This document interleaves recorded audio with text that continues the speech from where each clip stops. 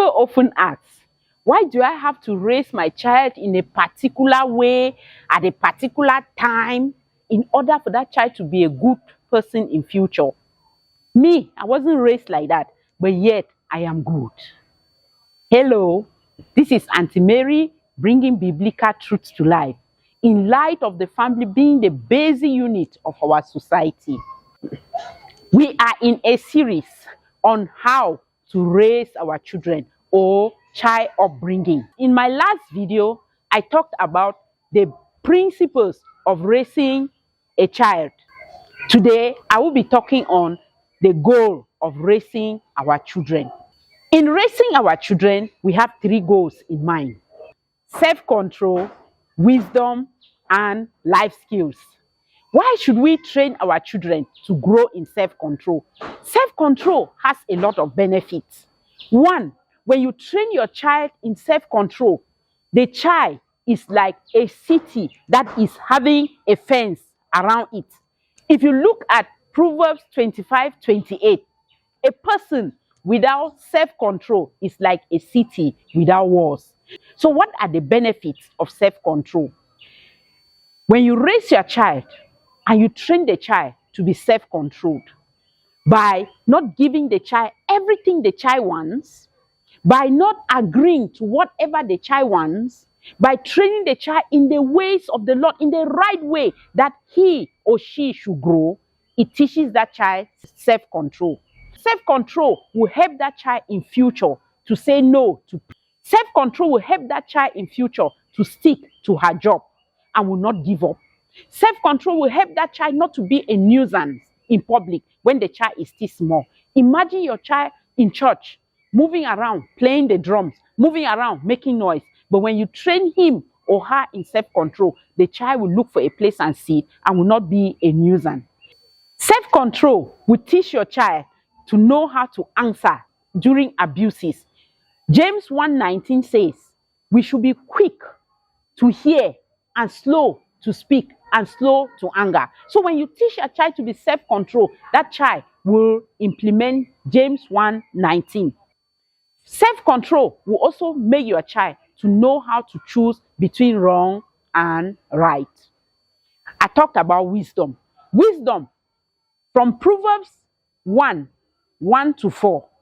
You will see what wisdom is all about. The Bible says the fear of the Lord is the beginning of wisdom.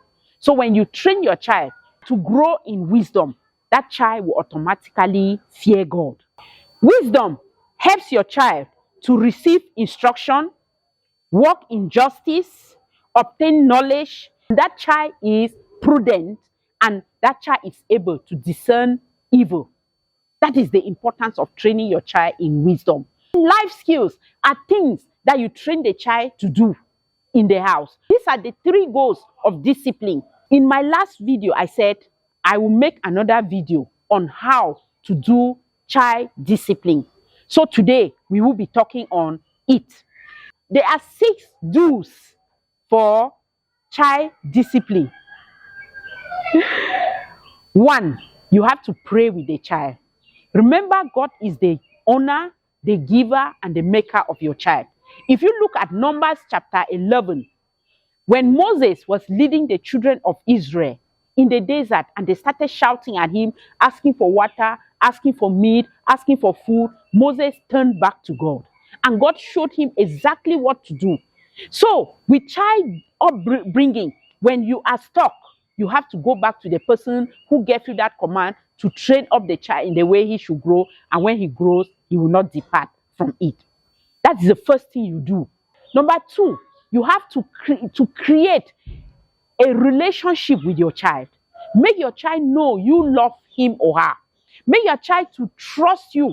Make your child to know that mommy and dad, they have my back. Make your child to know that you value them. Make your child to know that they are important and they are your priority. In order for your child to know that you value him or her, you have to play with the child. You have to cuddle the child. You have to rub their head. You have to play all the time with the child. Make fun with the child. Dance with the child. Make the child know that you are also vulnerable. Maybe sometimes you fall down. Maybe sometimes you make as if you are crying. Those things, they build trust in the child towards you.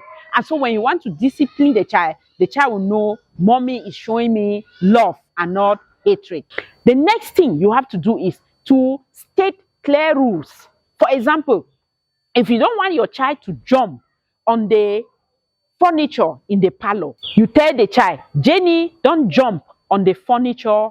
Make sure Jenny knows that rule very well. So you have to state a rule that is very clear and you make sure that she understands it.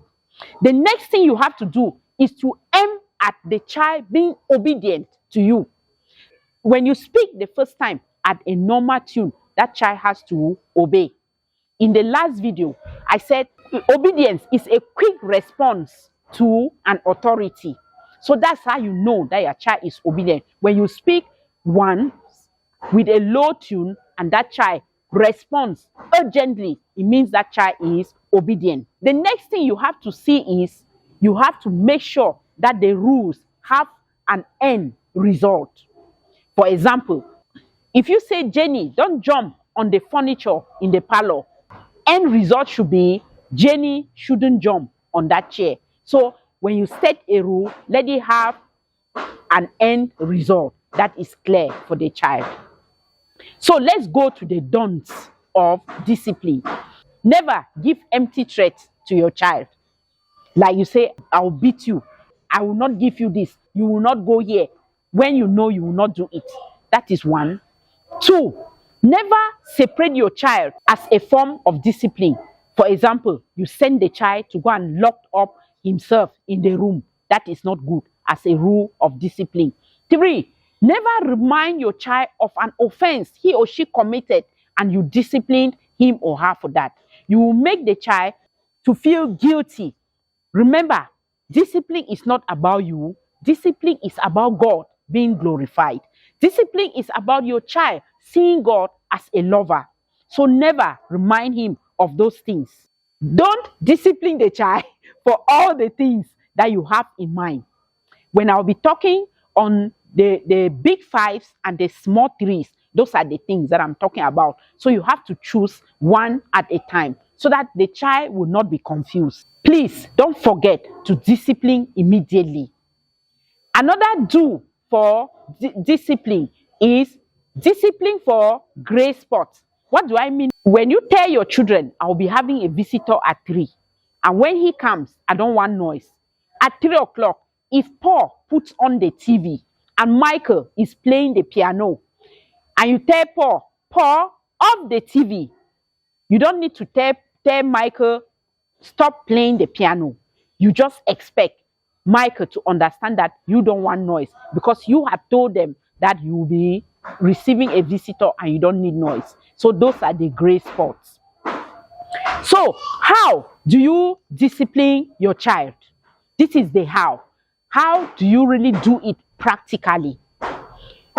The first thing you have to do is when you are doing anything and the child disobeys by not obeying an instruction that you had given, you leave whatever you are doing. Take the child to the room. Ask the child, Jenny, why does daddy want to discipline you? Jenny might tell you, I don't know. Tell Jenny, Jesus says you should obey your parents in the Lord. Me, Jenny, as your daddy, I am obeying Jesus by disciplining you because he told me to train you up in the ways you should grow, and when you grow, you will not depart from it. And so, Jenny, because I told you not to jump on the furniture in the sitting room and you jumped on it, it means you have disobeyed daddy and you have disobeyed God. So for that reason, Jenny, I am going to discipline you. Explain to Jenny that foolishness is in her head and only the rod of correction would remove it. So you tell Jenny to lie down.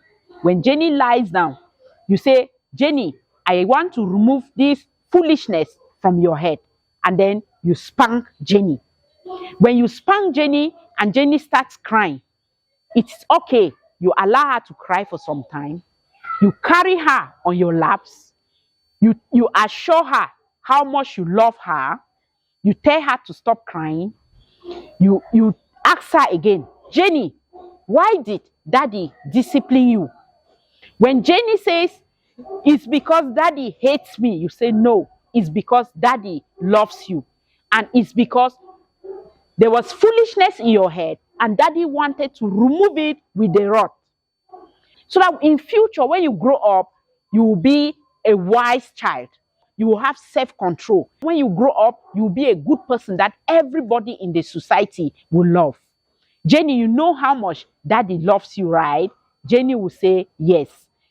From that point, you can play with Jenny, you pray for Jenny, and then you give Jenny something, a cup of yaourt. You can give Jenny a handful of nuts. You can give Jenny a fruit. And then, when you want to discipline Jenny, never discipline Jenny in front of everybody in the parlor.